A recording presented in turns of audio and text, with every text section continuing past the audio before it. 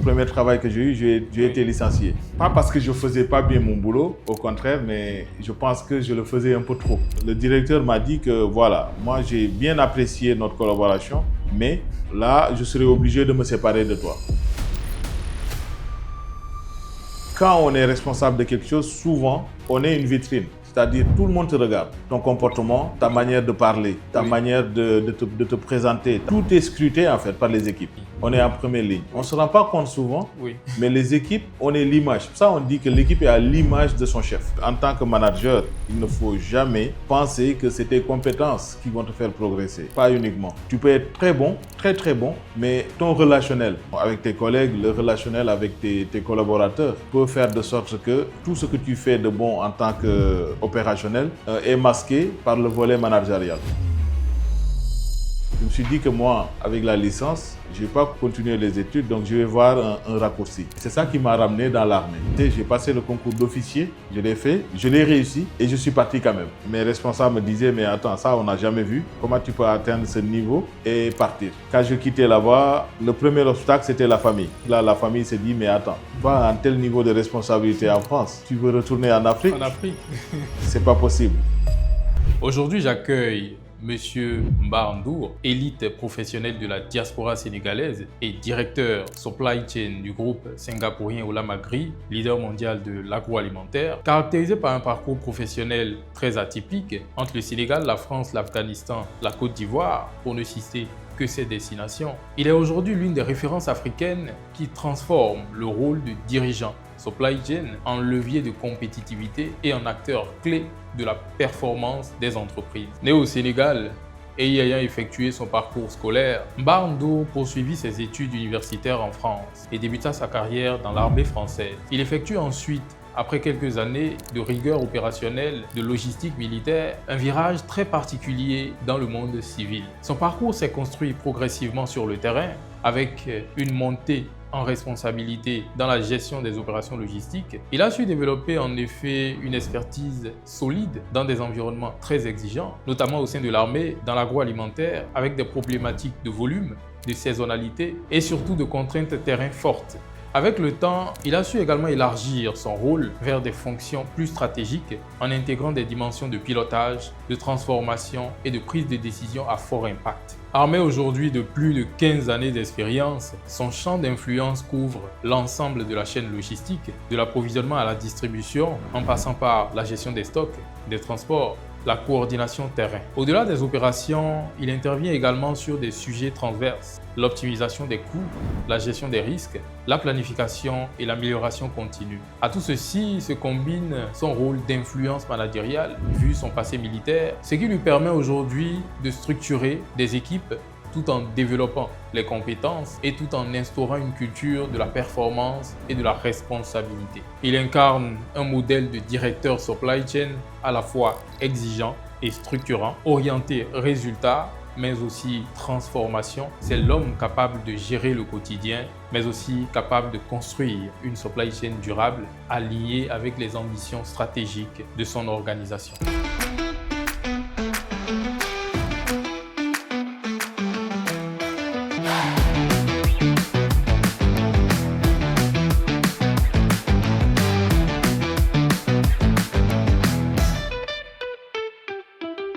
Alors, cher Mbar, qu'est-ce que je dois savoir de ton enfance pour vraiment comprendre l'homme que tu es aujourd'hui? D'accord, très bien. Donc, Mbar est un Sénégalais né à Dakar, dans une commune qu'on appelle Ouakam.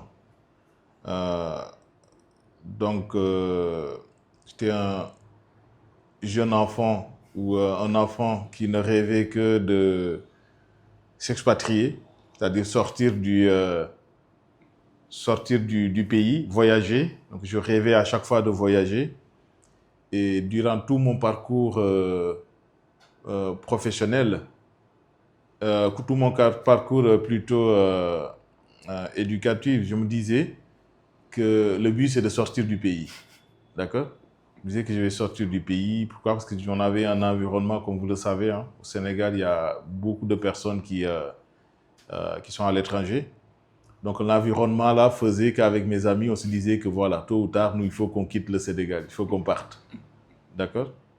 Et toute mon enfance a été dictée par le fait qu'on devait s'expatrier, on devait sortir du pays, on devait aller à l'étranger, trouver d'autres perspectives pour pouvoir justement revenir au pays, construire, aider les parents, aider la famille, ainsi de suite. D'accord? Donc, côté éducatif, j'ai fait pratiquement toutes mes années élémentaires à Dakar. Ok. Le lycée, pareil. Donc, le lycée, quelque chose d'anecdotique. Après le BFM, je pense que c'est le BEPC ici, je suivais un ami comme mentor, hein, qui avait fait un parcours technique. Donc le bac technique, c'était un bac qui était bien privilégié là-bas. En fait, quand souvent tu faisais ce bac-là, on te prenait pour un génie. D'accord? Nous, on était spécifiques, on faisait... sur ce parcours, tu faisais tout ce qui est mathématique, mais en même temps, tu faisais tout ce qui est dessin industriel. Il y a cette partie professionnelle là que tu fais en même temps. Donc cet ami avait fait ça, et quand il partait à l'école, tout le monde disait que voilà, lui c'est un crack, hein, parce qu'on avait des habits on avait des tenues. À l'époque, il n'y avait pas de tenue commune au Sénégal, mais on les reconnaissait de loin. D'accord? Moi, je me dis qu'attends, moi je vais faire comme lui, hein. Donc c'est ça qui m'a poussé à faire ce parcours-là. Je suis parti dans un lycée technique. J'ai commencé la classe de seconde avec un parcours commun, technique et en même temps mathématiques, physique. Oui. D'accord? Donc voilà, j'ai fait première année, deuxième année, troisième année, j'ai fait le bac, j'ai obtenu le bac. Et quand j'ai eu le bac, voilà, vient l'expatriation, ce qu'on attendait. Donc du coup, c'est ça qui a fait que tout jeune, je me suis retrouvé en France, à Valenciennes, dans un endroit où, quand je suis arrivé, j'étais le seul black de la cité. Et voilà, en gros, c'est ça si je peux me permettre, c'est ça mes débuts du Sénégal, et après viendra cette autre partie en Occident. D'accord, très, très intéressant ce que tu dis là. Mais alors, parle-nous un peu de ton parcours professionnel. À quel moment l'histoire professionnelle a commencé? Comment tout a commencé en général? Et surtout, comment as-tu fait pour en être là où tu en es aujourd'hui en qualité de directeur supply chain au groupe Ola Magri? D'accord. Donc, un parcours tout à fait atypique, hein, comme j'ai l'habitude de le dire. Quand je suis parti en France, je suis à la base informaticien. D'accord? Ok. Donc, j'ai fait une licence en informatique dans le développement de logiciels. Donc, par la suite, je me suis dit, parce que je voyais beaucoup d'aînés qui finissaient le master, d'accord, et qui s'inscrivaient dans d'autres formations justement parce qu'ils n'ont pas trouvé de travail adapté à le master qu'ils ont eu, d'accord? Donc, ils se permettaient de faire des masters en droit, de faire des doctorats à n'en plus en finir. Et moi, je me suis dit, j'ai pris un autre chemin. Je me suis dit que moi, avec la licence, je ne vais pas continuer à aller faire des études, continuer les études, donc je vais voir un raccourci. Et c'est ça qui m'a ramené dans l'armée. Ok. Donc moi, pour dire vrai, avant l'armée, je n'ai jamais travaillé. J'ai quitté l'université, je suis parti directement vers l'armée. D'accord? Je suis parti intégrer l'armée française. Et c'est là-bas où tout a commencé en fait. Parce que comme vous le savez, l'armée, il y a beaucoup de métiers à l'intérieur. Quand tu rentres, on pense que souvent ça ne forme que des soldats. Mais tous les métiers qu'il y a dans le monde civil, existent dans l'armée. D'accord? Ok. Donc j'ai commencé avec l'armée au début comme tout soldat. Hein. Donc mission après mission. Et à un moment donné, mes responsables trouvaient que j'étais quelqu'un de très méthodique. En fait, quand on me confiait des tâches, souvent je les exécutais bien.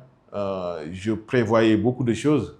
J'arrivais à réfléchir sur, voilà, qu'est-ce qui va nous manquer, si on part quelque part, s'il nous manque telle chose, comment on va faire, est-ce que tout le monde a tous ses équipements. J'étais jeune manager militaire, donc à chaque fois qu'on partait, mes chefs voyaient mais que j'avais l'habitude de défaire tous les sacs de toutes mes équipes. Donc, certaines compétences logistiques se dessinaient déjà. C'est là où ça commençait à prendre forme. Okay. Donc, je déchargeais tous les sacs et on mettait tout l'équipement qui est à l'intérieur devant le sac pour que je puisse vérifier est-ce que tout le monde a tout l'équipement qu'il faut. Okay. D'accord? Et ça, c'est des choses que les gens voyaient, mais moi, je le faisais de manière naturelle parce que je me dis que je ne veux pas que quelque chose manque voilà. Quand on est sur le terrain, on ne peut pas revenir en arrière. D'accord? Donc, j'avais l'habitude de faire ça et mes chefs se disent que, mais attends, toi, tu es tellement carré dans ce que tu fais. On va voir, on va te confier une section qui s'appelle la section Fourrier. Ok. Fourrier. Oui. Donc, Fourrier dans l'armée, c'est un magasinier. Donc, voilà. Donc, dans l'armée, j'occupais une fonction spécifique qu'on appelait Fourrier. Comme je disais tantôt, Fourrier, c'était dans le monde civil, si c'était transposé, c'était le magasinier. Ok? Donc, le rôle du fourrier consistait à faire de la planification. Sans apprendre c'est quoi la planification ou sans formation logistique, je me disais que voilà, tout ce qui comporte, c'est que tout ce qu'on a besoin, il faut aller l'avoir sur le terrain. C'était des terres d'opération très compliquées pour le ravitaillement. Donc, il fallait tout prévoir. Ok. Combien de rations a besoin un militaire pendant tel nombre de périodes? Oui. Donc, il fallait mettre le nombre de rations qu'il fallait. Combien de munitions chaque personne devait avoir? Combien de tenues militaires chaque personne devait avoir? Donc, tout l'équipement était planifié comme ça. Et ayant une formation à la base informatique. En informatique, oui. Donc, je me permettais de faire des tableaux Excel qui étaient à l'époque au sein de l'armée, tout était écrit à la main. Voilà, je commençais à mettre les nombres de personnes, à mettre les équipements, à faire des calculs, regarder que voilà, il fallait avoir un truc, je n'appelais pas stock de sécurité, je ne connaissais pas, mais je me disais que voilà, si on a des pertes ou si on a des manques, il fallait prévoir ça, et ainsi de suite. D'accord? Ok. Donc, c'est là où ça a commencé et ça faisait plaisir à mes chefs. Je faisais partie des rares personnes qui ont grimpé très rapidement les échelons dans l'armée. Hein. Quand on est parti en Afghanistan, j'étais jeune engagé volontaire. Dès qu'on est revenu, automatiquement, on m'a envoyé faire un stage de caporal. D'accord? Caporal, c'est le jeune cadre qui commence déjà à avoir des équipes, ainsi de suite. Le management commence là-bas, le management militaire. D'accord? Donc, et c'est là-bas où est réellement venu le goût de la logistique. De la logistique, ok. La planification, voilà, l'organisation. Après, c'est moi-même qui faisais les dispatching parce en ayant fait cette préparation en France, quand on partait en terre d'opération extérieure, c'est moi qui m'occupais du dispatching. C'est-à-dire, je livrais, je donnais tu viens avec ton truc et je côtoyais les grands cadres et j'avais même le droit de te dire que non, tu avais déjà fait une perception la semaine dernière, donc cette fois-ci, je ne te donne pas. En disant ça à des chefs, et c'est là-bas où réellement est venu ce leadership managérial, d'accord? Donc, j'ai fait l'armée pendant 9 ans. Ok. 9 ans, où j'occupais des postes de plus en plus, avec beaucoup de responsabilités. Je travaillais avec le ministère de l'équipement militaire, où je passais des commandes pour pouvoir les réceptionner, ainsi de suite, d'accord?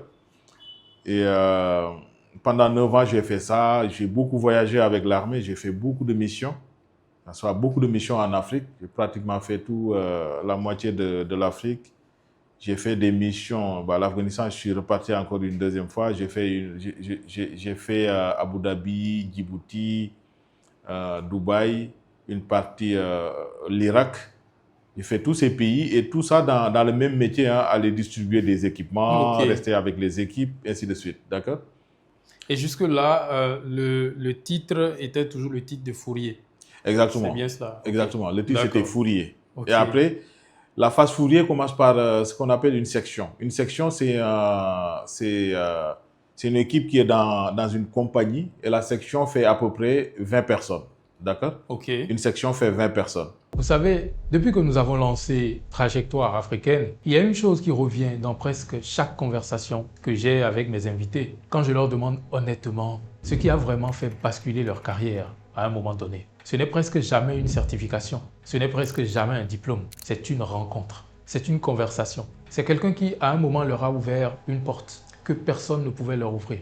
Et cela m'a fait réfléchir à quelque chose que j'observe depuis des années dans notre écosystème de la supply chain africaine. On a beaucoup de talent, on a beaucoup d'expertise technique, mais on travaille trop souvent chacun dans son coin. Pendant que vos pairs en Europe, en Asie, au Moyen-Orient échangent quotidiennement entre eux, partagent leur grille de salaire sans tabou, se partagent des opportunités, partagent leurs astuces, beaucoup d'entre nous reconstruisent la roue tout seuls. Et c'est exactement pour ça que nous avons construit 360 Supply Chain Executives. La communauté pilotée par 360 Executives est dédiée aux cadres et dirigeants de la supply chain qui visent l'excellence. À l'intérieur, vous y trouverez 4 choses principales.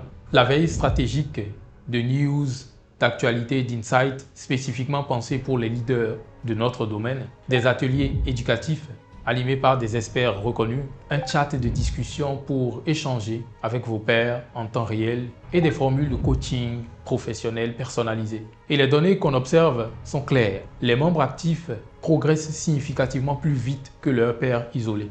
Ce n'est pas un hasard. Comme le dit un adage, votre réseau, c'est votre valeur nette. Alors si cela vous parle, le lien d'accès est en description. Cliquez, créez votre profil, on vous attend de l'autre côté.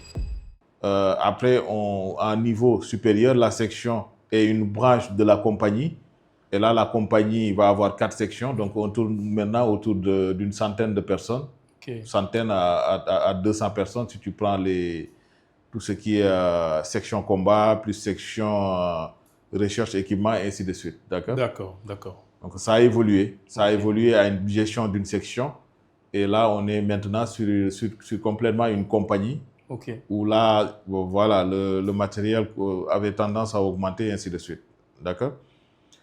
Donc, au bout de 9 ans, je me suis dit que, voilà, maintenant, il y avait le choix à faire. Un choix. Comme j'ai l'habitude de le dire, un homme sera toujours confronté à faire des choix à un moment donné. Oui, voilà, prise de décision. Donc, il fallait continuer. Moi, j'avais une proposition de passer, et je l'ai même passé. J'ai passé le concours d'officier. Je l'ai passé, je l'ai fait, je l'ai réussi, et je suis parti quand même. Donc, mes responsables me disaient, mais attends, ça, on n'a jamais vu. On n'a jamais vu ça. Comment tu peux atteindre ce niveau et partir? Je dis qu'il fallait faire le choix entre 2 choses. Soit la famille militaire, ou la famille civile, c'est-à-dire aller trouver une femme, faire des enfants, ou rester avec l'armée, où je voyageais beaucoup. Je restais au maximum 3 mois en France, hein. J'étais tout le temps en opération. Toute l'année, je bougeais. Donc, il fallait faire le choix, et le choix, il a été fait très rapidement. Mais jusque-là, hein, pour savoir, avais-tu déjà entendu parler de la logistique? Tu avais déjà une idée de cette fonction-là qui existe, ce corps de métier qui existe? La logistique en tant que telle, oui, comme branche universitaire. Ok, ok. Mais qu'est-ce que ça faisait exactement?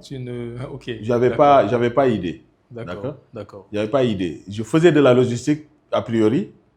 Mais jusque-là, sans vraiment rapporter ce que tu fais à cela. Exactement. Okay. Sans rapporter qu'il y avait, voilà, je savais qu'on voyait logistique, transport logistique, master transport logistique, oui. Licence transport logistique.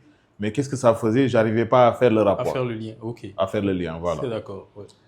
Voilà, donc, et ce lien-là, je l'ai compris très vite, très rapidement, parce que quand je suis parti de l'armée, ce qui est bien avec l'armée là-bas, c'est que quand tu sors, il y a un suivi derrière. On ne te laisse pas dans le... Et comme, dans la nature. Dans la nature. Pour t'insérer. Voilà. Voilà, exactement. Quasiment. Donc l'armée est contractuelle là-bas. Tu signes des contrats. Hein. C'est pas où tu t'engages là, c'est à vie. Non, là-bas, tu signes des contrats. Et quand ton contrat arrive à terme, soit tu pars, soit tu peux re-signer et continuer. D'accord? D'accord. Voilà. Donc moi, je n'ai pas continué. J'ai arrêté. Et quand je suis parti pour le suivi, il fallait choisir une formation prise en charge par l'armée. Qu'est-ce que tu veux faire? Quand tu pars, on te dit qu'est-ce que tu veux faire? Si tu veux faire de l'informatique, tu choisis une formation informatique. Si tu veux faire de la logistique, tu choisis une formation en logistique. Si tu veux faire cuisinier, tu choisis un CAP cuisine, pâtissier, ainsi de suite. Donc moi, évidemment, j'ai pris une formation, un master en logistique. D'accord? Ok, ok. J'ai fait ce qu'on appelle un SMEL. Un SMEL, c'est un logisticien qui est spécialisé en méthode logistique. D'accord? D'accord. Méthode logistique, c'est-à-dire comment faire de l'implantation, comment gérer des stocks, comment trouver de l'espace dans un entrepôt pour pouvoir stocker, comment, voilà, tous ces éléments-là, c'est des méthodes en fait, des méthodes de calcul, optimisation des coûts, optimisation du PNL, ainsi de suite, d'un site logistique. D'accord? D'accord, oui. Donc, je me suis lancé dans cette aventure-là. Formation, j'ai obtenu le master en logistique. Et là, j'avais mis un acquis. Je me rappelle que je me suis retrouvé pour dire que le sacrifice est toujours important dans ce qu'on fait. Je me suis retrouvé avec des universitaires. Hein. Après toute cette carrière-là, je me suis retrouvé à l'université avec des jeunes, je dirais, d'accord? Ok. Avec des jeunes, mais ce qui faisait la différence, Oui. c'était l'expérience. L'expérience était là. Donc moi, quand on parlait théorique, moi, je voyais déjà la pratique. Oui. Moi, je savais déjà exactement ce qu'on est en train de faire, où est-ce que ça va nous mener après. J'avais le bout, le début et le bout de l'autre côté, oui. en pratique, parce que je l'ai fait. Dans quel contexte on appliquait ce qui se disait? Exactement. Okay. Donc j'avais cette... pour dire que la théorie, c'est bien, mais la pratique, c'est encore mieux. Effectivement. Donc moi, je comprenais très vite. Donc ce qui a fait que quand on est sorti du master, je suis sorti major de ce diplôme-là, de la promotion. Major, pourquoi?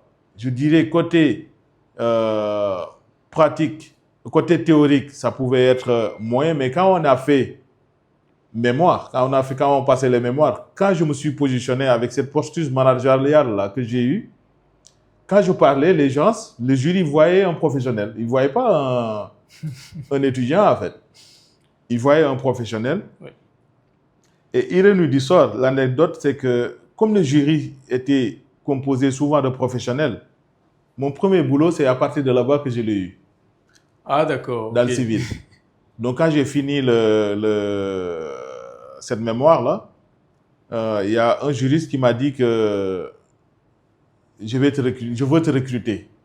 Est-ce que tu veux passer direct? Automatiquement. Automatiquement. Wow. Il m'a dit, je vais te recruter. Oui. Il dit, ah bon? Il me dit oui. Parce que là, on est en train de chercher un manager opérationnel. Okay. Donc, je pense que tu ferais bien le poste vu la manière dont tu t'exprimes, oui. La manière dont tu touches la chose. Toi, tu peux déjà directement enchaîner avec le monde du travail. C'est cela. D'accord? Donc, et c'est là où est parti... je suis parti avec le monde professionnel, avec tous les problématiques, les compromis que ça peut avoir. Je peux revenir plus tard sur ça. C'est une très belle histoire là, d'informaticien à l'armée, le passage à l'armée qui a permis déjà d'expérimenter un peu la logistique sans le savoir. Exactement. Et à nouveau, maintenant le passage sur les bancs à l'université et systématiquement pendant ta soutenance, ta présentation, tu sidères le jury et tu as immédiatement une opportunité pour un poste de manager opérationnel. C'est un parcours effectivement très atypique, tel on le disait. Mais jusque-là, on n'en était pas encore arrivé à Oula Magri. Donc voilà, j'ai démarré le monde professionnel. Mon premier boulot en tant que manager opérationnel, d'accord, chez Chronopost. Chronopost qui est leader dans la livraison à domicile, d'accord? C'est des commandes qu'on recevait, triées et expédiées à domicile via des achats, des plateformes qui faisaient des achats, et ainsi de suite. Une grande entreprise en France où j'ai débuté ma carrière de manager. Et les contraintes que j'ai retrouvées là-bas, ça, j'y reviendrai parce que certainement, il y aura des questions sur ça. Pour dire que le monde du travail ou le monde scolaire et le monde du travail sont diamétralement opposés. D'accord? Quand on arrive avec ses connaissances théoriques, on se retrouve dans le monde du travail, on se dit, mais est-ce que c'est ça qu'on avait appris? D'accord? Et en tant que jeune manager, la première chose dont on sera confronté, c'est justement le management. Comment gérer ces hommes? Effectivement. Voilà, comment gérer ces hommes, comment les faire adhérer à la cause, à ce que tu penses toi. Parce que ce que tu penses, c'est ce que tu penses. Mais est-ce que les autres pensent de la même manière? D'accord? Est-ce qu'ils acceptent de suivre ce que tu penses? Exactement. Est-ce qu'ils acceptent de suivre ce que tu penses, et ainsi de suite. Donc tout ça, c'est des problématiques, je pense qu'on va revenir là-dessus. Donc à la suite, j'ai enchaîné, d'accord? J'ai enchaîné avec manager opérationnel, je suis passé à responsable d'exploitation, où je gérais des équipes encore beaucoup plus conséquentes, où je gérais des flux beaucoup plus importants, d'accord?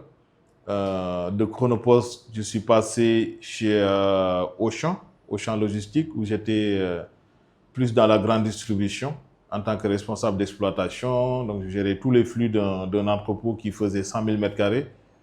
À la suite, j'ai enchaîné chez Intermarché, toujours dans la grande distribution, d'accord? Toujours des équipes beaucoup plus conséquentes, toujours beaucoup plus de planification, de pilotage. Par la suite, j'ai atterri chez Amazon. Amazon qui voulait s'installer dans la région lyonnaise. Donc là, j'ai démarré un ramp-up, c'est-à-dire une activité qui n'existait pas et qu'il fallait tout mettre en place, d'accord? Ok. Le recrutement, tout ce qui est layout, dimensionnement de l'entrepôt, gestion des premiers colis qui vont arriver, management des équipes beaucoup plus conséquentes parce que là, il s'agissait des équipes qui tournaient autour de 200 à 250 personnes, d'accord? Et toujours, j'ai grandi. À chaque fois que je changeais d'entreprise, que j'ai changé de fonction, je grandissais en même temps. Je faisais des choses que je n'avais pas fait avant, toujours dans le domaine opérationnel, des choses que je ne maîtrisais pas forcément et que je retrouve dans une autre entreprise. J'essaie d'avoir ces compétences, d'acquérir toutes ces compétences-là et de pouvoir progresser. D'accord? Donc de là, après plusieurs années dans le domaine opérationnel, parce que l'entrepôt, c'est vraiment opérationnel, c'est suivi, gestion des flux, d'accord? Là, on ne parle pas de stratégie. On n'est pas encore dans la stratégie. Il y a d'autres qui réfléchissaient pour nous. Nous, on exécutait. C'est ça. D'accord? On était des exécutants. Même à tel niveau de responsabilité, directeur de site, tu es un exécutant. Parce que on commande, toi, tu livres. Tout en gérant tout ce qui est KPI derrière et gestion des coûts. Mais on n'est toujours pas sur la stratégie de l'entreprise. D'accord? Donc, par la suite, j'ai eu une opportunité de revenir en Afrique avec le groupe Carrefour, qui est leader dans la grande distribution en France. Carrefour avait acheté un grand aussi de la Côte d'Ivoire qui s'appelle CDCI via La Belle Vie, d'accord, un institut qui est au Maroc. Et je suis arrivé en Côte d'Ivoire justement pour pouvoir démarrer une activité de directeur supply chain où je gérais des équipes logistiques, des équipes appro, ainsi de suite, d'accord. Donc j'ai embarqué toujours avec cette recherche et cette prise de risque-là. Quand je venais, je me rappelle quand je quittais, ça c'est pour la diaspora, hein, ceux qui hésitent encore à revenir. Oui. Quand je quittais là-bas, le premier obstacle c'était la famille. Ok.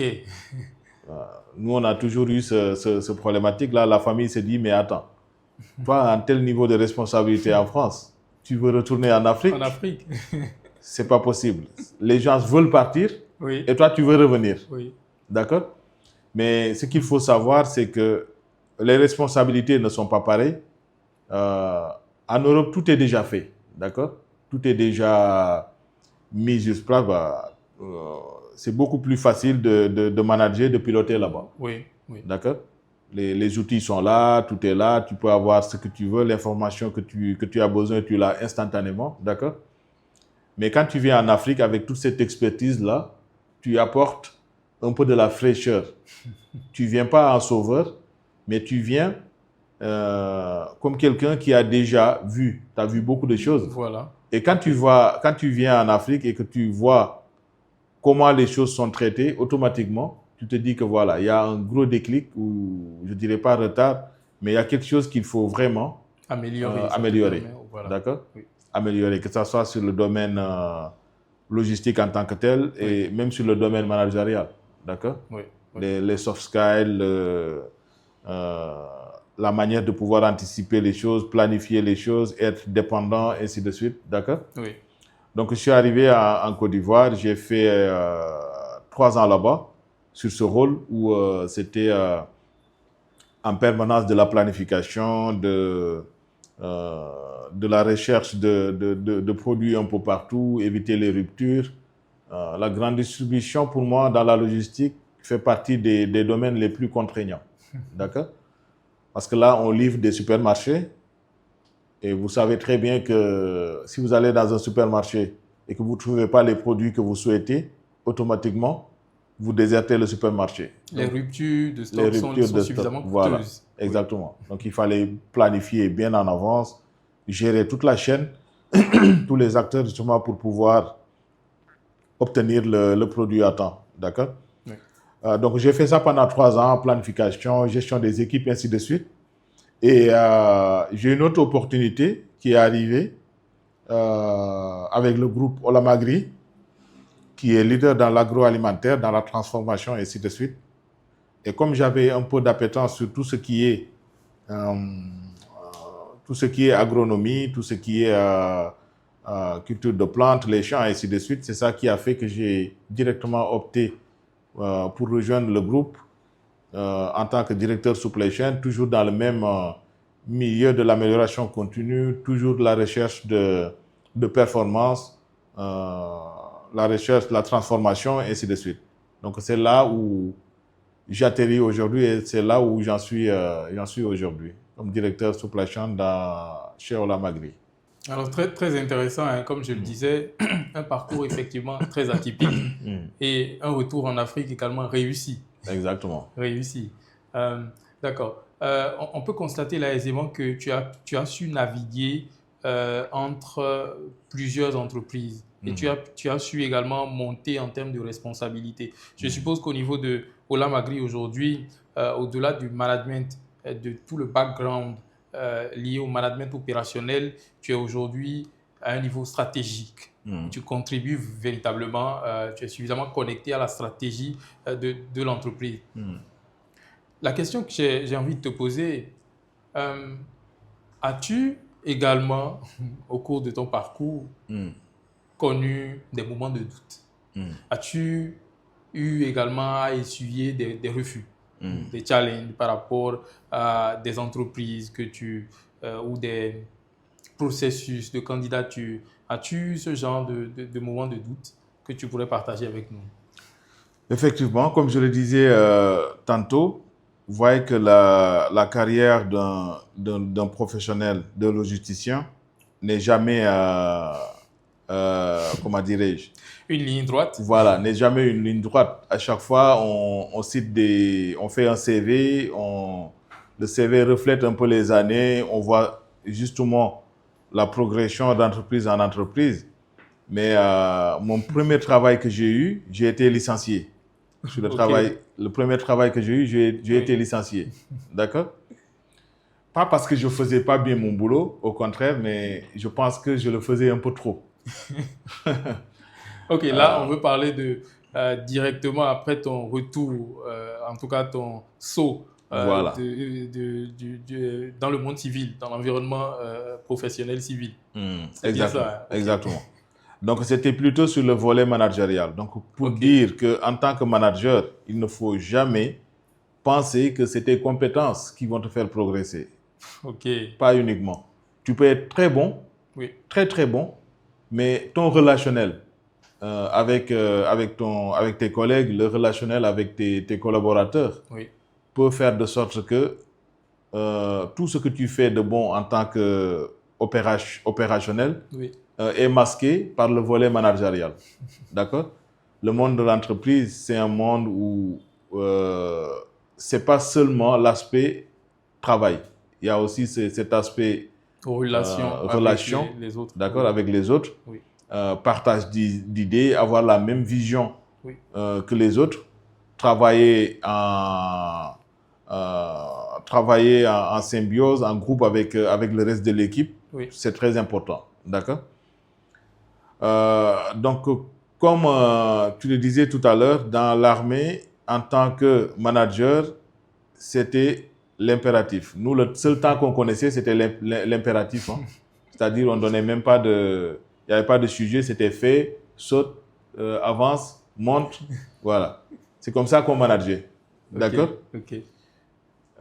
Étant donné que je n'avais jamais travaillé, je ne connaissais pas le monde de l'entreprise avant d'aller dans l'armée. Mon premier travail, moi, je pensais que j'étais toujours dans le monde militaire. Hein.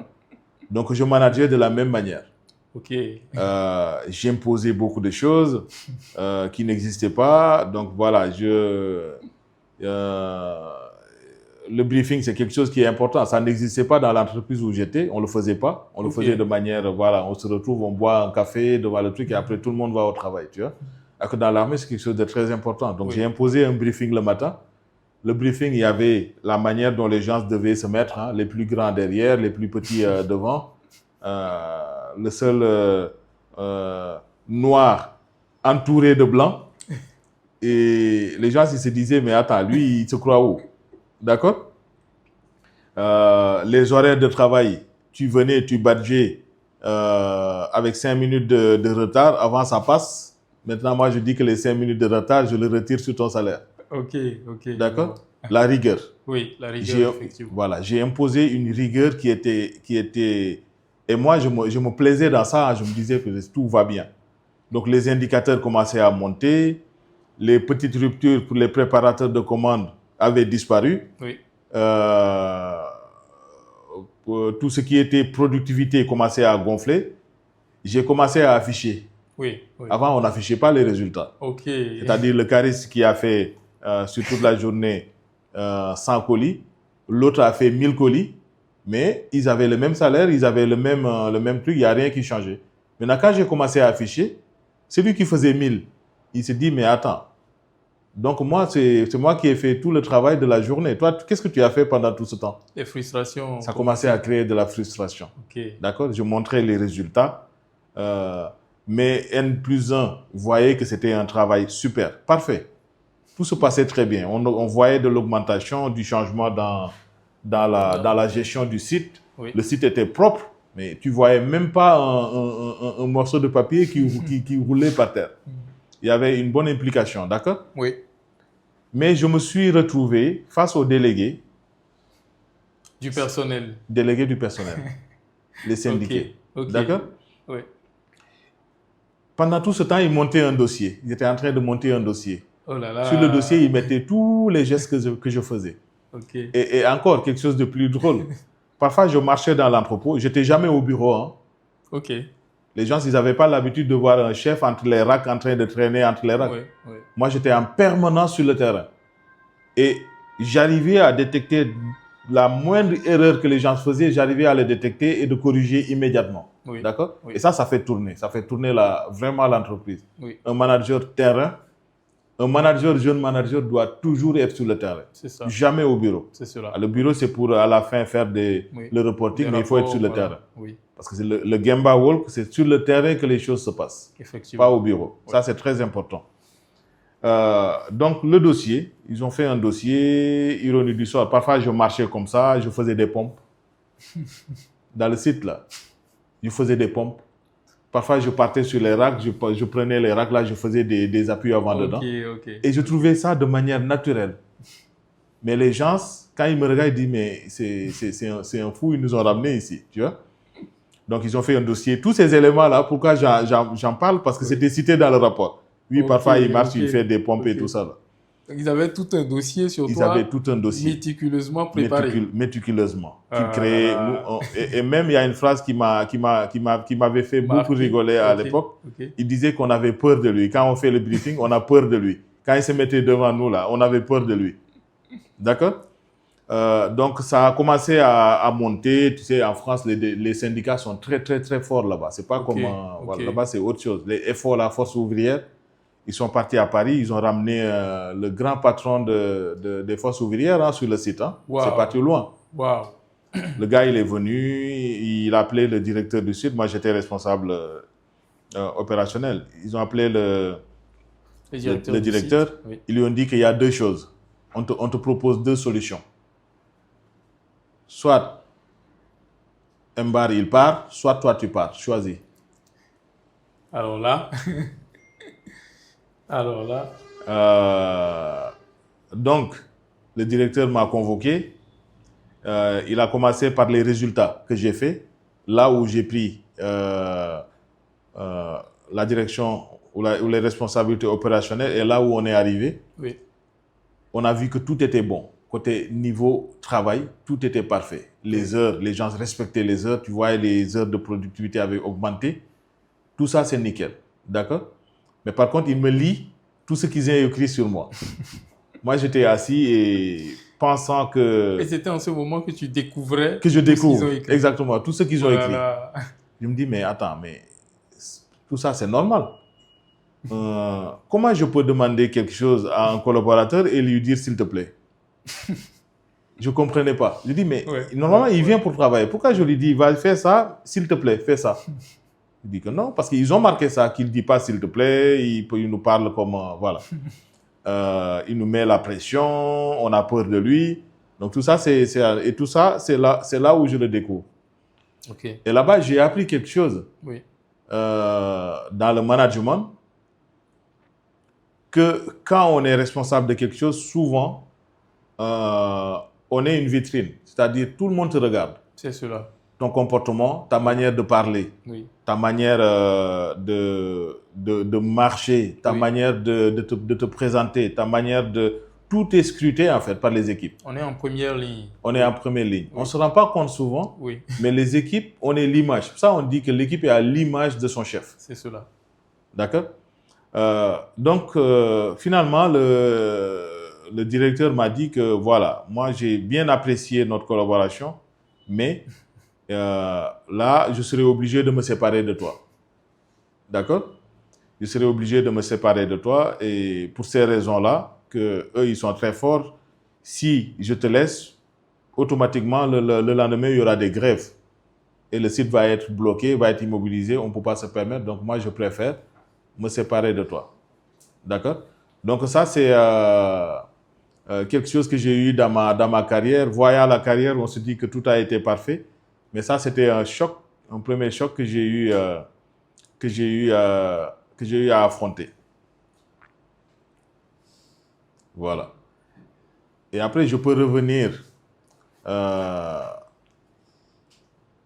juste pour dire que l'échec, c'est tomber dans un endroit et rester là-bas. C'est ça l'échec. Mais moi, je suis parti de là-bas. Je ne sais pas, mais j'avais pas cette... parce que je savais que j'allais trouver facilement. D'accord? Il y avait cette confiance. Il y avait cette confiance. Oui. Voilà, il y avait cette confiance. Je me suis dit qu'en fait, il fallait que je modifie quelque chose dans mon comportement. C'est-à-dire dans ma manière de manager les équipes. Voilà, tout simplement. Tout simplement. Dès que j'arrivais à faire ce déclic-là, automatiquement, les choses vont mieux se passer. D'accord? Et d'habitude, quand j'entends parler de mentor, c'est-à-dire avoir un mentor, c'est là où j'ai su l'importance d'avoir un mentor. Parce que quand j'ai enchaîné chez Auchan, en tant que Vous imaginez, j'ai été licencié sur un poste de manager opérationnel, je suis tombé sur un poste plus important encore. Encore avec plus de responsabilités. Oui. Avec un salaire beaucoup plus important, plus de responsabilités et une dimension encore plus grande. D'accord? On pourra dire en tout cas, quelquefois l'échec est une opportunité pour grandir. Exactement. L'échec est une opportunité pour grandir. Il ne faut jamais rester là où on est et se dire que voilà, moi je sers à rien, je ne vaux rien. Non, il faut progresser. Et le mentor, j'y reviens. Quand je suis arrivé chez Auchan, j'ai été recruté sur un site. Comme vous savez, Auchan, c'est un groupe qui est familial, qui a plusieurs années d'existence. D'accord? Ok. Donc, qui dit groupe familial dit que souvent, les collaborateurs, c'est des personnes qui ont fait toute leur carrière dans cette entreprise-là. C'est-à-dire 40 ans de carrière, vous allez voir, 30 ans de carrière. Et à un moment donné, l'entreprise devient comme leur propriété. Okay. Donc, c'est des personnes qui sont, en gros, à l'aise dans l'entreprise. C'est-à-dire qu'ils font comme ils veulent. D'accord? Moi, j'ai été recruté, je pense, chez Auchan, avec mon profil. Quand ils ont vu mon profil de militaire, c'est pour ça qu'ils m'ont recruté. Et c'est après que je l'ai compris. Ok. C'était un site qui était très compliqué, difficile. Il y avait un turnover sur ce poste. Je pense qu'avant que j'arrive, il y avait 3 managers qui sont passés et qui n'ont pas pu résister, qui n'ont pas pu rester. Oui. D'accord? Oui. Tous sont partis. Moi, je suis arrivé chez Auchan, à mes yeux, à Lyon. Le directeur du site m'explique un peu, voilà, les flux, comment ça se passait entre l'entreprise et tout. Et quand je suis descendu sur le terrain, c'est là que j'ai vite compris pourquoi j'ai été recruté. J'ai trouvé des personnes qui étaient vraiment à l'aise. C'est-à-dire qui faisaient comme ils voulaient, qui travaillaient comme ils voulaient. J'ai vu des chefs d'équipe. Moi, j'étais en dessous, hein, j'étais le responsable des chefs d'équipe.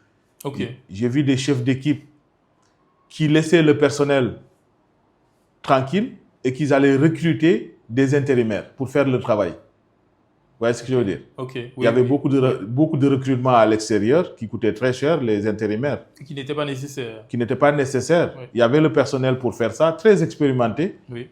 Mais ils préféraient prendre chacun des chefs d'équipe à l'aise, pour être tranquille. Ah, ça, c'est le management pour faire plaisir à tout le monde. On va chercher du monde en externe pour pouvoir faire le travail. D'accord?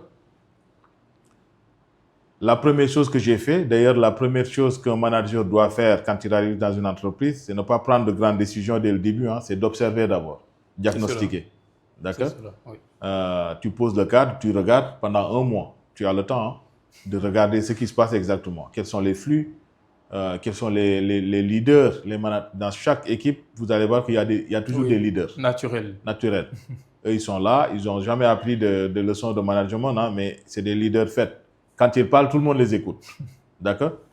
Donc, j'ai pu observer ça, regarder, vérifier, contrôler, savoir un peu comment ça se passe, apprendre le métier, tout en allant sur le terrain, en faisant du Gemba Walk, j'y reviens encore. Aller sur chaque poste, demander qu'est-ce que cette personne-là fait exactement, comprendre son travail, c'est de l'empathie aussi. Voir, oui, mais ton travail, il est compliqué. Qu'est-ce que tu as besoin comme outil pour pouvoir aller plus vite, pour pouvoir être plus productif, plus opérationnel. D'accord? Donc, j'ai toujours eu, quand j'étais dans l'opérationnel, de faire ça. Ça me permettait d'apprendre directement ce que la personne fait. Et pour la personne même, il se dit, mais attends, c'est rare de voir quelqu'un qui vient me demander comment je vais. Hein? Oui. D'accord? Ça, c'est des choses qui sont très importantes pour un manager opérationnel. Donc, j'ai compris.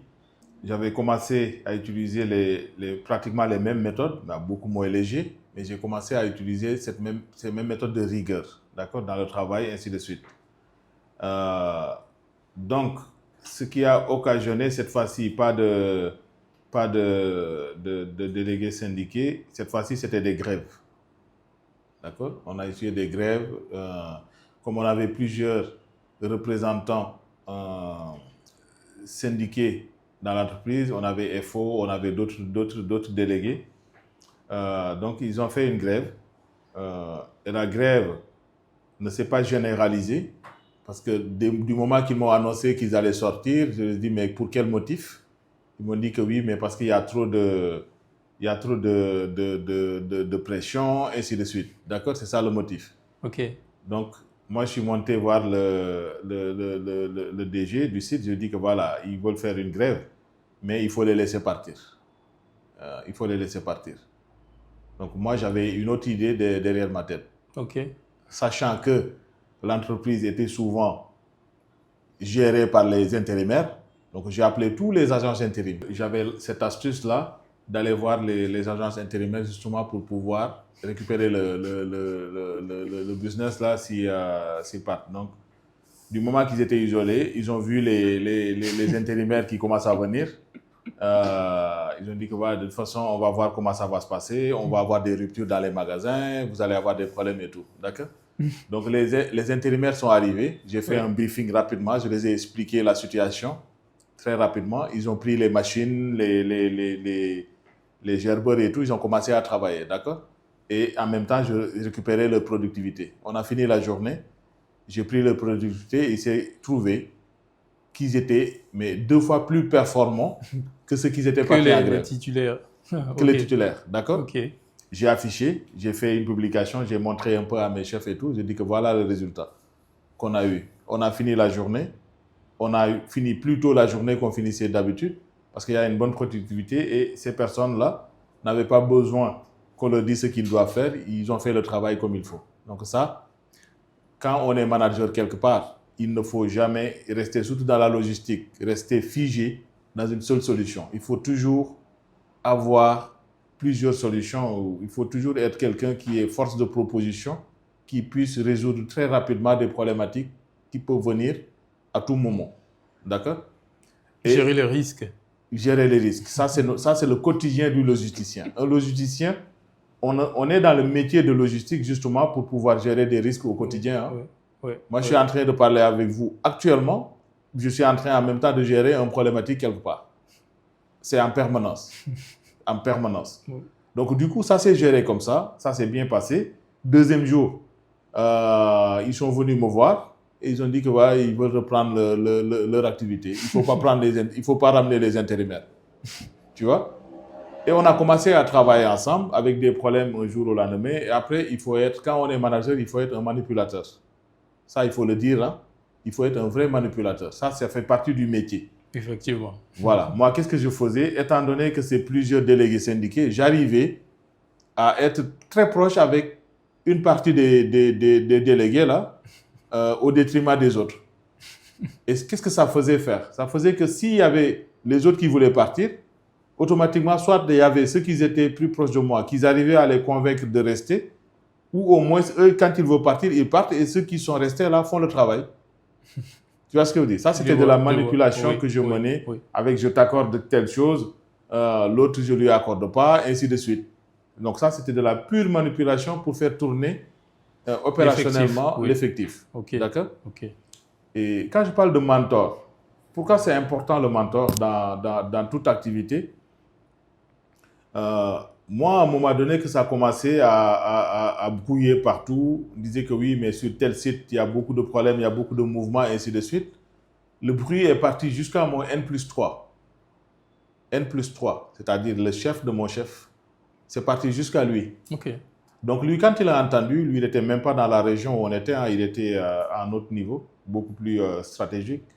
Et quand il a entendu ce qui se passait sur le site, il a demandé, mais qu'est-ce qui se passe à mes yeux? Les gars lui disent que oui, il y a un ancien militaire qui est là-bas, là, qui commence à fatiguer tout le monde là et tout ça. Il travaille bien, mais il est chiant. Tu vois? Donc, quand il a entendu ça, il m'a appelé. Il m'a contacté, il m'a dit, c'est M. Ndour? Je dis oui. Il me dit, mais j'entends beaucoup parler de toi et je voudrais te rencontrer. Je dis d'accord. Il me convoque à son bureau qui se trouvait dans une autre ville. Je suis parti. Je m'assois avec lui. Et il m'a dit, alors, explique-moi tout. Jeunesse, où est-ce que tu viens, qu'est-ce que tu fais, voilà. Parce que j'entends beaucoup de bruit là-bas et tout ça, là. Et moi, je commençais à lui raconter mon histoire. Je lui explique là où je suis passé, les missions que j'ai fait. Il était stupéfait, il me regardait comme ça, tu vois.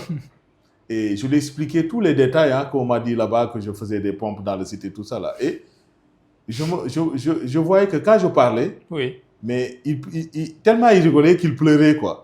Il dit, mais attends, pourquoi lui, il me regarde comme ça, il rigolait, mais de haute voix. Et à la fin, il me dit, tu sais pourquoi je rigole comme ça? Il dit, non, je ne sais pas, mais même moi, ça m'a étonné, c'est pas plaisant. Il me dit qu'en fait, j'ai fait la même chose que toi. Ok. André, il s'appelle. Il me dit, parce que j'ai fait la même chose que toi.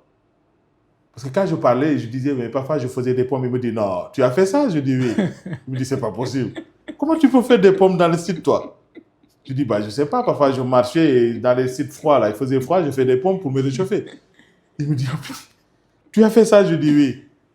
Il rigole. Et à la fin, il me dit qu'en fait, j'ai fait la même chose que toi. Je suis parti dans l'armée après l'université. J'ai appris le commandement. Il était officier, lui. Il était beaucoup plus haut dans l'armée. Et quand il est sorti de l'armée, il a retrouvé du travail dans le monde civil. Et il s'est confronté aux mêmes problématiques, si ça n'est que moi. Il me dit, je vais t'aider. Voilà. Je vais t'aider. Il faut que toi, si je te force, si je t'aide pas, tu vas être en perdition. Il me dit, parce que le monde militaire, management militaire, n'a rien à voir avec le management civil. Là, tu commandes et là, tu manages. Le commandement, le management. C'est ça la différence. C'est le même principe. Tu es chef, tu donnes des ordres dans le commandement. Ici, tu donnes des consignes dans le monde civil. Quand tu demandes quelque chose, il faut dire s'il te plaît. J'avais du mal, je dis mais je ne vais pas dire s'il te plaît. Quand il me dit non, il faut dire non. Il faut dire s'il te plaît. D'accord? Je dis oui, je vais dire s'il te plaît. Juste parce que le gars, il doit faire son travail, je dois dire, il me dit oui, c'est comme ça. Il faut t'y faire, c'est comme ça. Je dis d'accord. Il me dit, mais quand tu marches dans le site, il ne faut pas faire des pompes, toi aussi. Tu te crois où? Je dis d'accord. Le briefing, quand tu parles, n'avance pas quand tu te positionnes. N'avance pas vers les gens. Alors que ça, c'est des choses qu'on t'explique dans l'armée. Quand quelqu'un n'a pas compris, dans la science, tu dois avancer vers lui pour lui expliquer. Donc, dans le civil, j'avance, la personne pense que je viens pour Il a peur. Il me dit ça, il ne faut pas le faire. Reste là où tu es et ouvre le débat. Laisse les autres parler. Tu n'as pas le monopole du parole. Est-ce que tu maîtrises ce qu'ils font? Je dis non. Je dis, mais pourquoi il n'y a que toi qui parles? Laisse-les parler. Et beaucoup de choses. Il m'a appris beaucoup de choses. Et quand j'ai commencé à pratiquer, à appliquer ce qu'il m'a dit, c'est pour ça qu'on dit, si tu veux réussir sur quelque chose, regarde quelqu'un qui a réussi dans ce domaine et fais comme lui. Ne change rien, fais comme lui. C'est cela. Moi, j'ai suivi André. Tout ce qu'il m'a dit, je le pratiquais, je l'appliquais et j'ai vu mon management qui a vraiment commencé à changer. Les gens, maintenant, je n'avais plus besoin d'aller vers les gens, c'est les gens qui venaient vers moi. Ça changeait tout. Les gens venaient vers moi.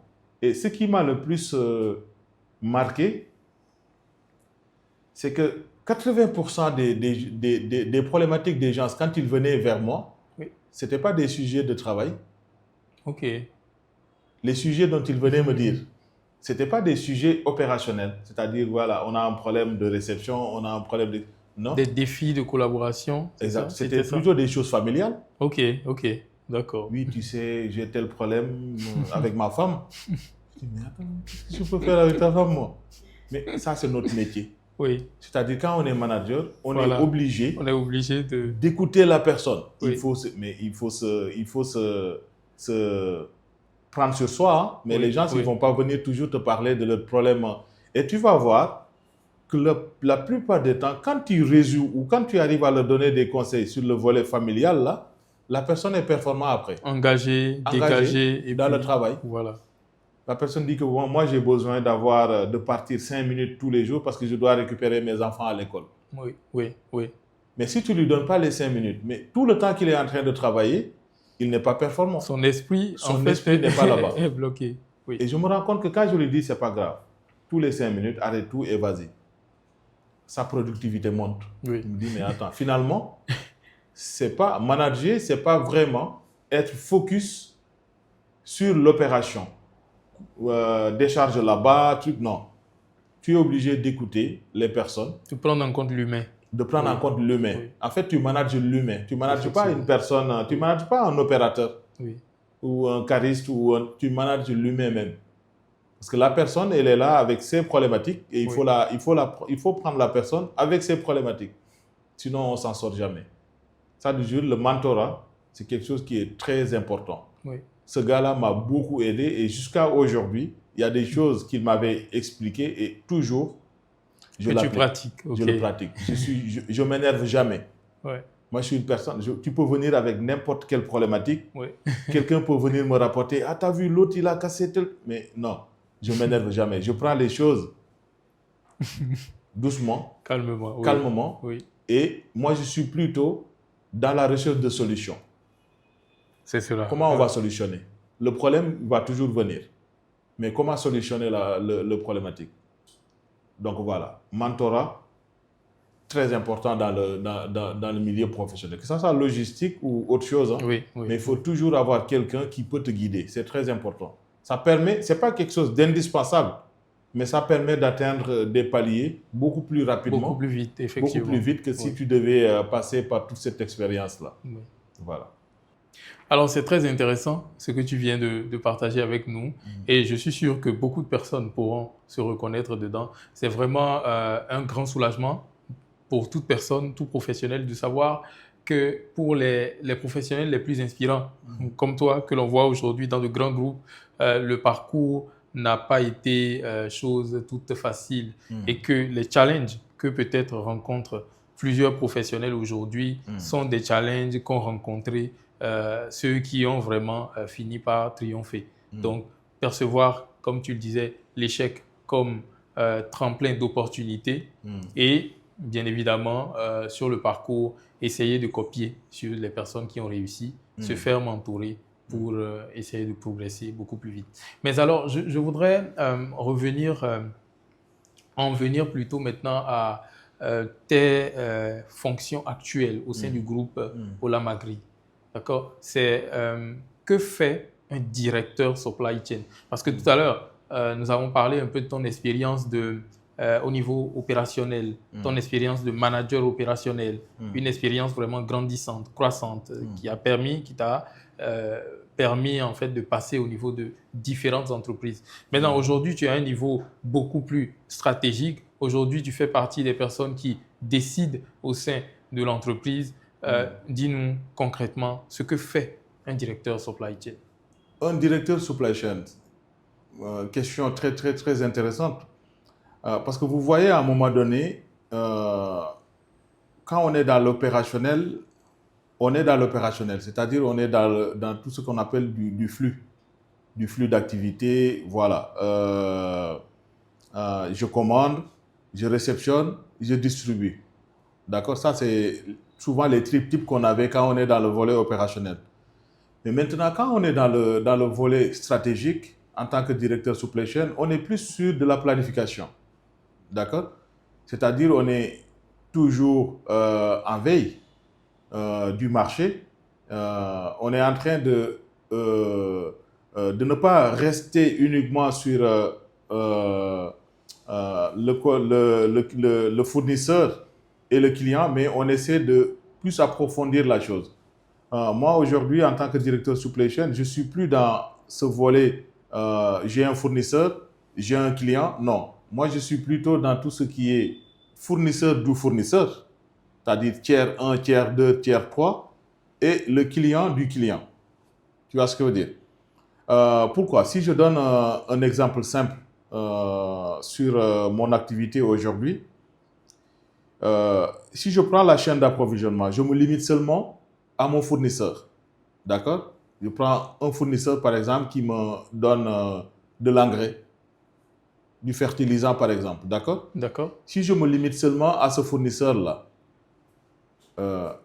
et que dans le marché international, il y a des frontières qui ont été fermées et que le produit fini qui permet, la matière première plutôt, qui permet d'obtenir ces fertilisants-là, si le chemin est bloqué, mais si je n'avais pas cette information, comment j'allais faire pour planifier les stocks, par exemple?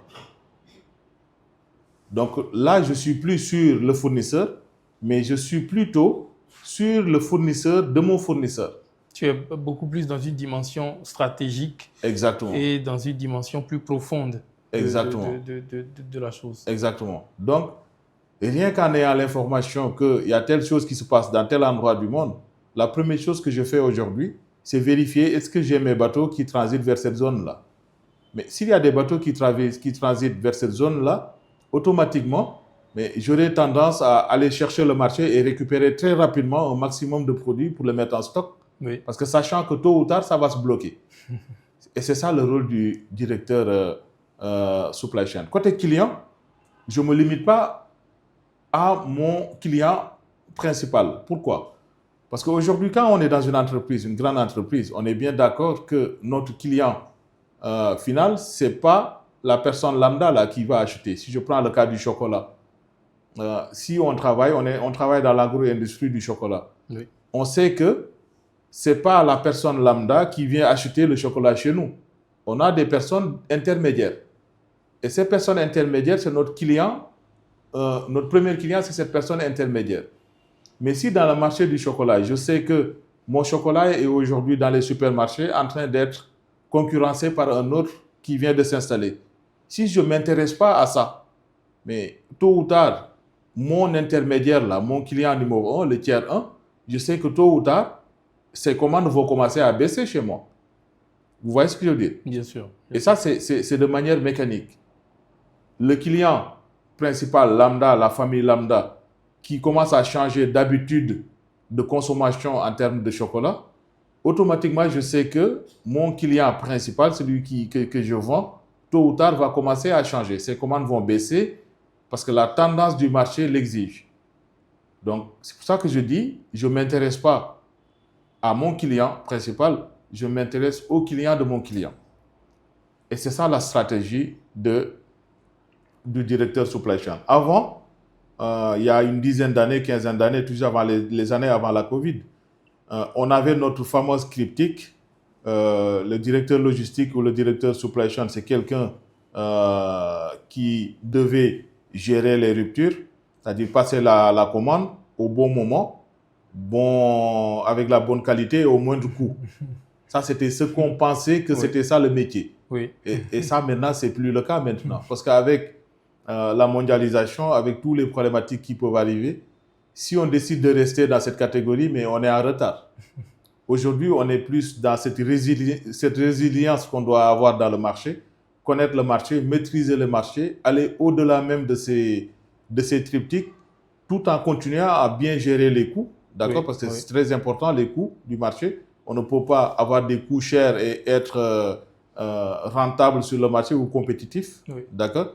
Mais on a ce volet planification, c'est-à-dire essayer de deviner ou essayer d'anticiper les choses, d'anticiper toute rupture.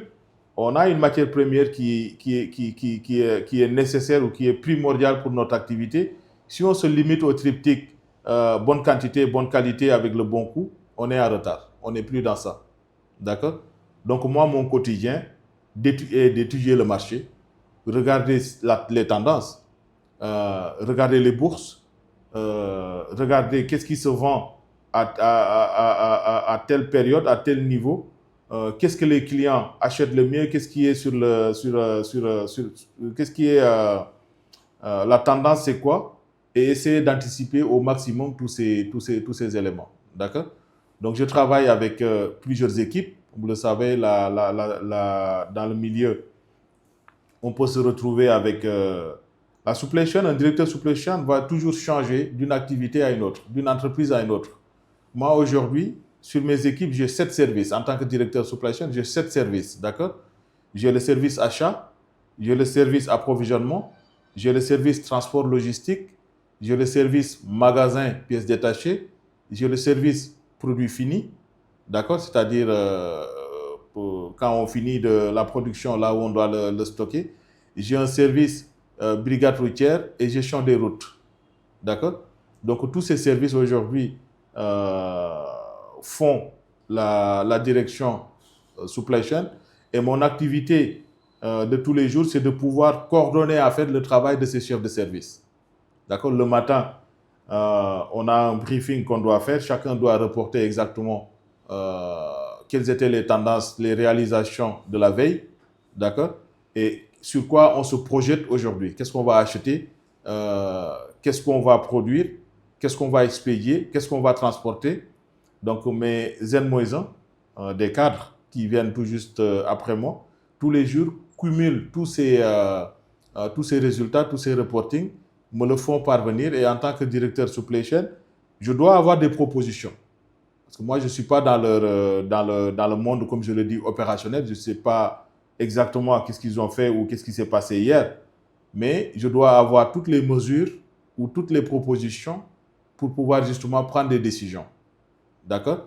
Comme je le disais, moi, j'aime bien quelqu'un qui vient avec des hypothèses. Tu viens avec ton problème, Oui. mais viens avec des hypothèses aussi.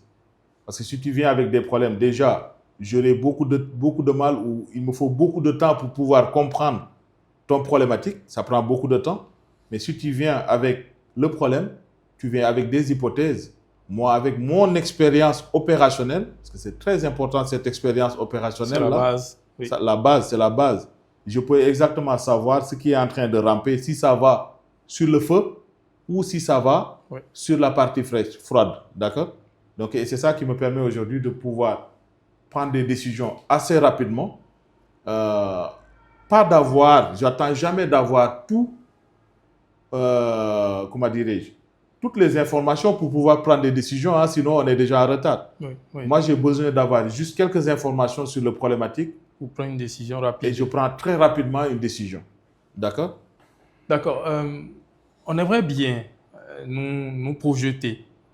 Pourrais-tu partager avec nous comment cela se passe au CODIR, en réunion de CODIR, avec d'autres directeurs, peut-être dans les finances, celui des finances ou le directeur général ou les autres directions?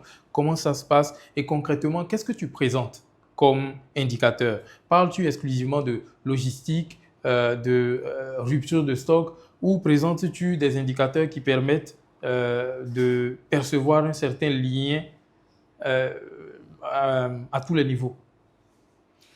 D'accord. Donc, au sein du CODIR, le directeur supply chain occupe une partie très, très, très importante, primordiale même.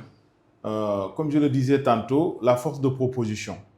D'accord? Donc, au CODIR, le directeur supply chain est toujours très, très, très écouté. D'accord? Parce que c'est lui qui va justement rassurer ce comité-là, donner des directives par rapport à ce qu'on va faire. Quand on parle aujourd'hui de SNOP, vous voyez ce que je veux dire, quand on doit rallier les opérations aux ventes, forcément le directeur supply chain, c'est quelqu'un qui doit être imposant au niveau du CODIR. Moi, je ne viens pas uniquement parler justement d'opérations ou de stock et ainsi de suite. Non. J'ai tendance souvent à aller vers la finance aussi. Parce que, comme vous le savez très bien, l'argent est le nerf de la guerre. Si on n'a pas d'argent, on n'arrive pas à financer exactement son business. D'accord? Donc, les sujets transverses de la finance, c'est des choses sur lesquelles je m'implique beaucoup. Combien j'ai besoin et combien on peut vendre, quels résultats on peut avoir. Ça, c'est des sujets qui m'intéressent beaucoup au sein du CODIR, d'accord? Le financement, quand on écoute la finance, savoir exactement sur telle activité ou telle activité, comment on va le financer, c'est des sujets transverses qui m'intéressent beaucoup. Les sujets de sécurité, c'est des sujets qui m'interpellent beaucoup. Donc, le directeur HSE de qualité, quand il parle, on est en interaction en permanence parce que je gère aussi cette partie logistique qui fait partie intégrante de la chaîne d'approvisionnement, où c'est des hommes qui sont en train de travailler dans des chantiers, qui sont en train de travailler dans des entrepôts. Donc, le volet sécurité des équipes, sécurité de travail, c'est des sujets qui m'interpellent beaucoup, où j'interviens avec des indicateurs d'accidents, et ainsi de suite. D'accord? Les KPI, si je peux en présenter, vous allez voir que souvent c'est surtout sur le stock, les ruptures qu'on peut avoir, d'accord? Et principalement, quelque chose qui est très intéressant et qui est primordial pour un directeur supply chain, c'est justement de pouvoir montrer le saving. Quand on parle de saving, tu as tel budget, Oui. mais ça ne veut pas dire qu'on t'a voté tel budget que tu dois utiliser ce budget. Combien tu as économisé? Combien tu as économisé? D'accord? Ok. Quand je parle du volet achat, mais automatiquement, ce qui vient, c'est les TCO. Ok. Voilà, le prix sur le marché s'étend, mais qu'est-ce que tu as pu ramener? Oui. Donc ça, un directeur supply chain qui a tendance à venir avec des KPI sur ces sujets, vous allez voir que c'est quelqu'un qui est toujours ami avec la DAF. Et qui a écouté. Et qui est très écouté. Ok. Voilà, on t'a donné tant, tu as pu nous ramener tant. La plupart des temps, tu es très, très, très ami avec les DAF parce que c'est des sujets qui les intéressent. Ils savent qu'ils sont capables d'aller chercher de l'argent, mais au moins, ils savent que ce directeur supply chain qu'ils ont aujourd'hui, c'est optimiser et c'est travailler avec cet argent-là tout en le rentabilisant au maximal ou au maximum justement pour pouvoir faire un résultat qui est positif. Voilà ce que je peux dire au sein les relations au sein du CODIR. Alors, j'aimerais bien savoir, partage avec nous, comment t'organises-tu pour maintenir ton expertise à jour, être continuellement à jour de connaissances dans le domaine et continuer à progresser, à performer si efficacement? Question intéressante. Vous savez qu'on ne peut pas être dans un milieu, évoluer dans un milieu, et avec tout ce qui se passe dans le monde, on ne peut pas toujours être au diapason. On est toujours être obligé de se former en permanence, d'accord? Donc moi, je suis quelqu'un qui me forme en permanence. À chaque compétence que je sais que cette compétence est nécessaire pour mon activité, je n'hésite pas à me former là-dessus, d'accord? Aujourd'hui, les moyens de formation, on n'est pas obligé de retourner à l'école, hein, d'aller à l'université, aller s'asseoir. Aujourd'hui, on a ce volet digital qui nous permet de pouvoir nous former en permanence. On a les réseaux sociaux, on a le LinkedIn Formation, aujourd'hui que j'utilise beaucoup pour pouvoir avoir ou acquérir certaines compétences. Et on a aussi ce volet certification, d'accord? Quelque chose qui est primordial dans l'activité, surtout de la logistique. La certification est toujours vue par les entreprises comme quelque chose qui nous assure que cette personne-là s'est mise à jour. D'accord? La formation académique, c'est bien, mais vous allez voir que les certifications, le contenu de certification va au-delà de ce qu'on puisse avoir à l'université. Là, ça parle du volet professionnel, ça parle du volet flux et réel, de ce qui se passe exactement dans l'entreprise.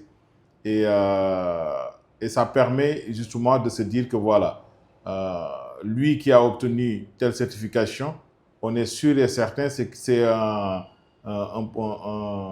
potentiel manager ou c'est un collaborateur qui, dès qu'il arrive à l'entreprise, automatiquement, on n'a pas besoin de le formater ou de perdre beaucoup de temps sur lui, beaucoup d'énergie avant qu'il puisse être opérationnel. D'accord? C'est quelqu'un que dès qu'il vient, il est force de proposition.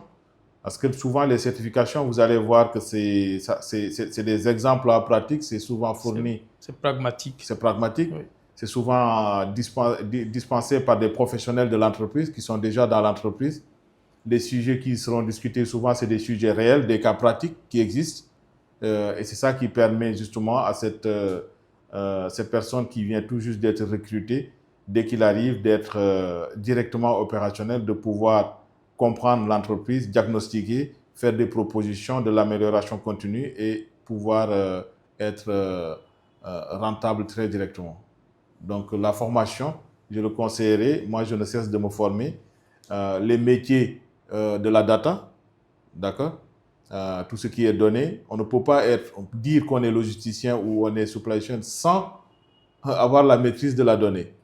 La donnée est primordiale. C'est ça qui nous permet aujourd'hui de pouvoir s'améliorer. On ne peut pas améliorer quelque chose qu'on ne mesure pas. Donc la formation dans les métiers de la digitalisation de la donnée, c'est quelque chose qui est primordial dans le milieu aujourd'hui. Voilà ce que je veux dire sur le sujet. Pour un manager logistique ou une personne qui est à un niveau de management élevé, quelle est la posture? Quels sont les éléments clés sur lesquels il devrait travailler, les éléments déterminants qui permettraient d'accéder à une fonction de directeur supply chain? Ou que recherche-t-on de façon, en quelques mots, que recherche-t-on concrètement chez un directeur supply chain? Si tu devais citer 2 à 3 choses. D'accord. Pour moi, c'est un bon directeur supply chain, c'est quelqu'un qui doit être résilient. D'accord. C'est quelqu'un qui doit avoir une force de proposition. C'est quelqu'un qui doit rassurer le codir. Parce qu'en ayant cette gestion opérationnelle et stratégique de la chose, si on n'a pas telle matière première, on va faire telle perte sur le chiffre d'affaires de l'entreprise, sur les résultats de l'entreprise. Donc, c'est une fonction qui est vraiment primordiale au sein du CODIR. Et le directeur doit être rassurant. C'est-à-dire c'est quelqu'un qui doit sécuriser déjà, d'accord? Sécuriser, montrer aussi cet aspect gestion des coûts. Ne va pas aller s'éparpiller un peu partout. C'est quelqu'un qui maîtrise les coûts. C'est quelqu'un qui, comment dirais-je, qui doit avoir cette volet stratégique, c'est-à-dire qui n'est pas figé sur une seule solution. Quelqu'un qui peut directement s'adapter en cas de problématique, faire des propositions, adapter, s'adapter et passer à autre chose, justement pour pouvoir donner beaucoup plus de confiance à ses responsables, à ses directeurs et à ses N+1. D'accord? Donc moi, je dirais rigueur, je dirais résilience, je dirais force de proposition et je dirais adaptabilité à la chose. Alors, cher Mba, merci. Merci beaucoup pour ce précieux temps accordé et ces échanges très riches, très nourris, qui vont certainement éclairer plus d'un. Nous retenons également ce parcours très atypique de l'informatique au monde militaire et depuis le monde militaire, l'appétence pour la fonction, les activités logistiques se faisait déjà voir et le grand saut du monde militaire dans le monde civil qui n'a pas été également très facile, mais qui, grâce au mentorat, a permis à ce que tu deviennes la figure professionnelle remarquable que tu es aujourd'hui. Merci pour ton temps et merci pour les expériences que tu as partagées avec nous. C'est moi qui vous remercie. Vous savez, depuis que nous avons lancé Trajectoire africaine, il y a une chose qui revient dans presque chaque conversation que j'ai avec mes invités quand je leur demande honnêtement ce qui a vraiment fait basculer leur carrière à un moment donné. Ce n'est presque jamais une certification, ce n'est presque jamais un diplôme, c'est une rencontre, c'est une conversation. C'est quelqu'un qui à un moment leur a ouvert une porte que personne ne pouvait leur ouvrir. Et cela m'a fait réfléchir à quelque chose que j'observe depuis des années dans notre écosystème de la supply chain africaine. On a beaucoup de talents, on a beaucoup d'expertise technique, mais on travaille trop souvent chacun dans son coin. Pendant que vos pairs en Europe, en Asie, au Moyen-Orient échangent quotidiennement entre eux, partagent leur grille de salaire sans tabou, se partagent des opportunités, partagent leurs astuces, beaucoup d'entre nous reconstruisent la roue tout seuls. Et c'est exactement pour ça que nous avons construit 360 Supply Chain Executives, la communauté pilotée par 360 Executives dédiée aux cadres et dirigeants de la supply chain qui vise l'excellence. À l'intérieur, vous y trouverez 4 choses principales.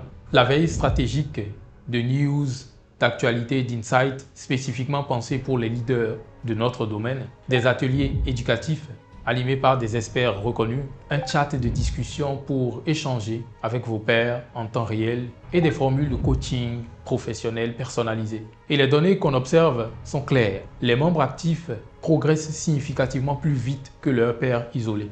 Ce n'est pas un hasard, comme le dit un adage, votre réseau, c'est votre valeur nette. Alors si cela vous parle, le lien d'accès est en description. Cliquez, créez votre profil, on vous attend de l'autre côté.